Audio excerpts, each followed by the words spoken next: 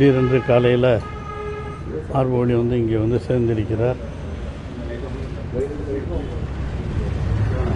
மருத்துவரிடம் கேட்டேன், சுகமாக இருக்கிறார், சரியாக ஒன்றும் இது பயப்பட வேண்டியதில்லை, நீ கொஞ்ச நேரம் இந்த ஒரு நாள் ரெஸ்ட் எடுக்கட்டும் அப்படின்னு சொல்லியிருக்காரு. இன்றைக்கி அங்கே இருந்துட்டு நாளைக்கு டிஸ்சார்ஜ் பண்ணுவாங்க. சிஎம்ஓ அவர் கூட பேசியிருக்காரு, ஒன்றும் பயப்பட வேண்டிய அவசியம் இல்லை, சரியாகிவிடும்.